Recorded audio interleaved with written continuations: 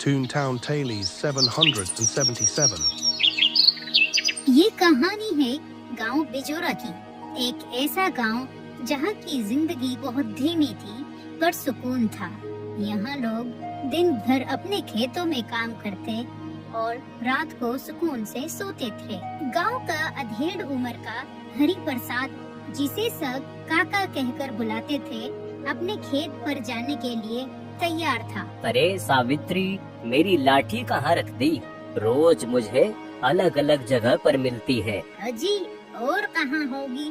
पड़ी होगी यहीं कहीं, देख लीजिए। चलो छोड़ो, आज बिन लाठी के ही चला जाता हूँ। तभी हरि प्रसाद को कोई आवाज लगाता है। अरे काका, चलिए आज खेत नहीं जाएंगे क्या? अरे लो देखो, रमेश भी आ गया। अरे आया रमेश, वही रुक। फिर हरि प्रसाद घर के बाहर आता है और रमेश के साथ खेत पर जाने लगता है।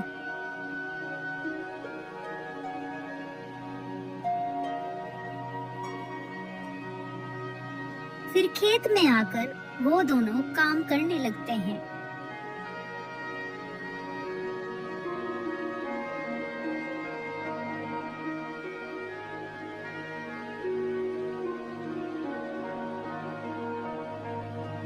शाम तक काम करने के बाद वो दोनों थक कर बैठ जाते हैं। अरे भाई रमेश, आज तो गर्मी ने बहुत बुरा हाल कर दिया है। काका, अब बूढ़े होते जा रहे हैं आप। थकन और गर्मी तो ज्यादा लगेगी ही अब। अरे क्या बात करता है तू? अभी भी तुझ जैसे दो को मैं अकेला काफी हूँ। ऐसे ही सब गांव वालों का जीवन खुशी खुशी बीत रहा था, पर शायद ज्यादा दिन तक नहीं, क्योंकि उसी रात गांव वालों की सुकून की नींद छिनने वाली थी। कोई गांव के किसान हरिया के घर पर निगरानी कर रहा था कि तभी हरिया को कुछ आवाज सुनाई देती है, जैसे घर के ऊपर से कुछ गुजरा हो। सीमा, क्या तुम्हें भी वो आवाज सुनाई दी? कैसी आवाज जी? ऐसा लगा जैसे कोई छत के ऊपर से गुजरा हो। अरे कुछ नहीं, बिल्ली होगी। काफी रात हो गई है, सो जाइए। हरिया ज्यादा गौर नहीं देता और फिर वो दोनों सो जाते हैं।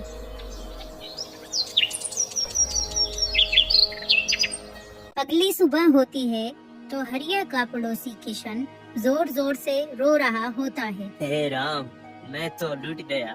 मेरी साल भर की मेहनत के पैसे कोई चुरा कर ले गया।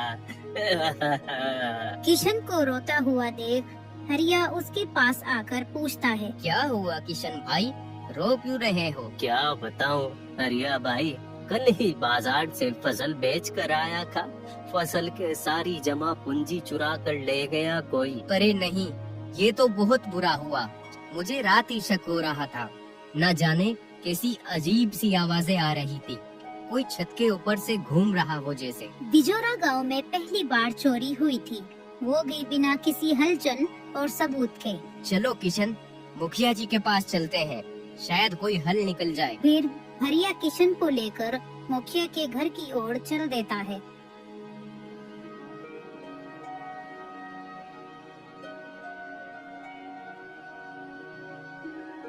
थोड़ी दूर चलते ही रास्ते में उन्हें अपने घर के बाहर खड़े हुए हरि प्रसाद और रमेश मिलते हैं। अरे किशन, हरिया, मुंह लटकाए कहाँ जा रहे हो? क्या हुआ? मुखिया जी के पास जा रहे हैं काका। क्यों, क्या हुआ? कुछ बात है क्या? वो दोनों पूरी बात हरि प्रसाद को बताते हैं। क्या कहा? हमारे गांव पिजोरा में चोरी? पर ऐसा कैसे हो सकता है? ये तो बहुत गंभीर मामला है। चलो, मैं भी तुम्हारे साथ चलता हूँ। रमेश, तुम खेतों की ओर निकलो, मैं मुखिया जी के पास से होकर आता हूँ। फिर वो तीनों मुखिया जी के घर की ओर निकल पड़ते हैं।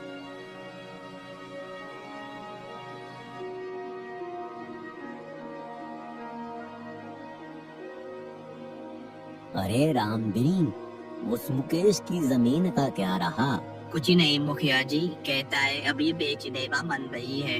बस ध्यान रहे, जब भी उसका मन हो वो जमीन हमारे पास ही आए। तभी हरिया, किशन और हरि प्रसाद मुखिया के दरवाजे पर पहुंचते हैं। राम राम मुखिया जी, बड़ी परेशानी लेकर आए हैं। क्या परेशानी हरिया, क्या हुआ? मुखिया जी, मेरे घर में रात चोरी हो गई, मेरी फसल की सारी कमाई, सब कुछ, 1 रुपया भी नहीं छोड़ा किसी ने। क्या कहा? हमारे गांव में चोरी? जी मुखिया जी, और हरिया को रात में कुछ अजीब आवाज भी सुनाई दी थी, जैसे कोई चीज छत के ऊपर से गुजरी हो। धीरे धीरे सब गांव वाले एक जगह पर इकट्ठा होने लगते हैं और सब इस तरह की अजीब तरीके की चोरी को देखकर हैरान थे। कोई कहता है कि हमारे गांव में चोर कैसे घुस आए, तो कोई बोलता है ये तो कोई जादू टोटका लग रहा है। ऐसा चोर तो हमने कभी नहीं देखा। ना पाँव के निशान, ना दरवाजा टूटा और ना उसे किसी कुत्ते ने भौंका। मुझे तो लगता है कोई ऊपर से उड़कर आया है। मजाक मत उड़ाओ, कुछ तो गड़बड़ है। आज रात सब लोग पहरा देंगे गांव में। रात आती है तो सब गांव वाले अपने अपने घरों के बाहर पहरे पर खड़े हो जाते हैं। हमारे जमाने में चोर लाठी से डरते थे, अब तो लालटेन की रोशनी से भी नहीं भागते। अब चोर होशियार हो गए हैं काका, पैसे नहीं काबू में नहीं आते। हंसी मजाक बंद करो, सब लोग पहरे पर ध्यान दो। काका, मैं और किशन पूरब के खेतों की ओर निगरानी करेंगे। ठीक है, मैं कुएं के पास देखभाल करूंगा। सब लोग अलग अलग जगह पर पहरा देते हैं।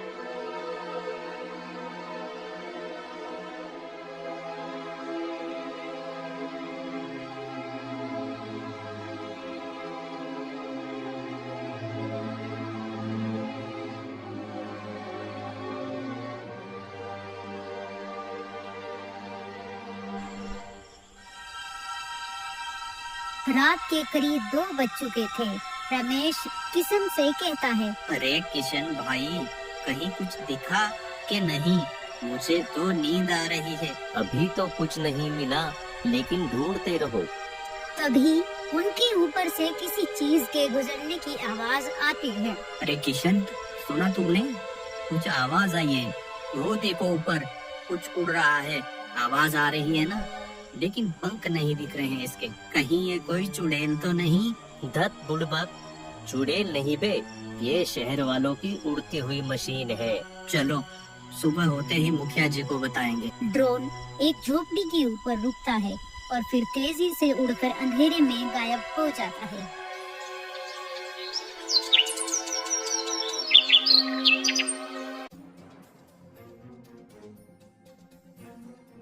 सुबह होती है तो रमेश और किशन भागते हुए मुखिया जी के घर पर आते हैं। अरे क्या हुआ, क्यों भागे आ रहे हो? मुखिया जी, वो हमने देखा, वो उड़ता हुआ कुछ था। कोई परिंदा नहीं, कोई मशीन जैसा यंत्र था। अरे कहना क्या चाहते हो, साफ साफ बोलो। पता नहीं, अंधेरे के कारण ज्यादा दिख नहीं सका, पर बिना पंख के उड़ता है और सीधा एक झोपड़ी के ऊपर रुका और फिर अचानक से गायब हो गया। तो ये बात है, शायद कोई उस यंत्र से गांव पर निगरानी करता है और चोरी भी कोई इंसान ही करता है। पर गांव में ऐसा यंत्र कौन लाएगा? ये कोई गांव वाले का काम तो नहीं लगता। इसका मतलब कोई बाहरी है और पढ़ा लिखा, जिसे तकनीक की समझ हो। जी मुखिया जी। हाँ चलो, इसका कुछ तो हल निकालना ही पड़ेगा। अगले दिन मुखिया जी वापस पंचायत करते हैं। कुछ लोग चिंतित बैठे हैं, कुछ आपस में फुसफुसा रहे हैं और चोरी की खबर दिन ब दिन फैलती जा रही है। बिना ताला टूटे, बिना कोई निशान, लगता है कोई भूत पिशाच है। अरे भाई, मेरी बीवी कह रही थी कि रात में आंगन में कुछ चमकती हुई रोशनी दिखी और चांद नहीं था वो। कुछ तो गड़बड़ है, पर समझ नहीं आ रहा है कि कौन, कैसे और कब करता है ये सब। कोई ना कोई चालाक है।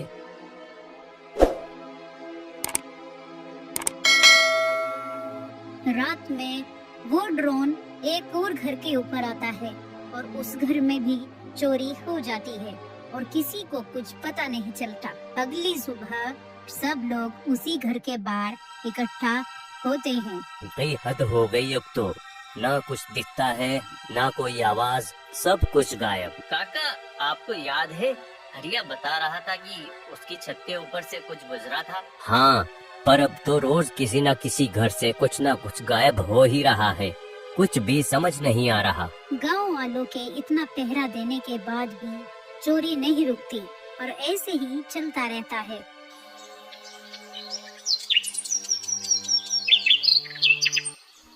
फिर अगले दिन गांव में एक बैलगाड़ी आती है।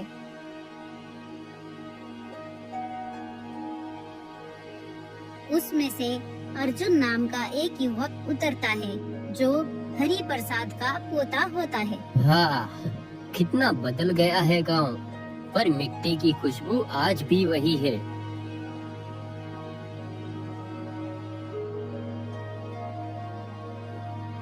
काका, अरे अर्जुन, तू यूं अचानक? बस यूं ही मन किया और कॉलेज की छुट्टियां भी थी तो सोचा आप दोनों से मिलूं। अरे बेटा, आने से पहले बता देता तो तेरे लिए कुछ अच्छा सा बना कर रख लेती। कोई बात नहीं काकी, आपके हाथ की रोटी और अचार अब बैठकर आराम से खाऊंगा। अरे सुन अर्जुन, गांव में बड़ी गड़बड़ है आजकल। कोई चोरी कर रहा है, वो भी इस तरह कि कोई कुछ समझ नहीं पा रहा है। चोरी? और कोई कुछ देख भी नहीं पाया? कुछ लोग कहते हैं हवा में उड़ती हुई रोशनी दिखती है, जैसे कोई यंत्र।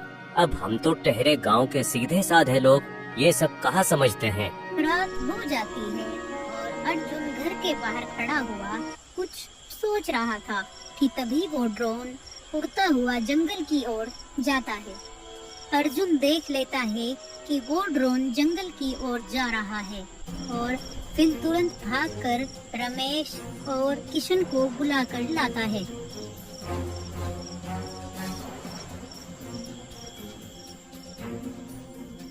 आप दोनों मेरे साथ चलिए, अब असली चोर को पकड़ने का वक्त आ गया है। तीनों जंगल की ओर दौड़ते हैं। वो तीनों अलग अलग रास्तों से जंगल में आते हैं और जंगल के बीचों बीच आकर देखते हैं कि एक पेड़ के नीचे दो आदमी खड़े हैं, जिनमें से एक के हाथ में ड्रोन का कंट्रोल है। देरी ना करते हुए अर्जुन उन दोनों चोरों को दबोच लेता है।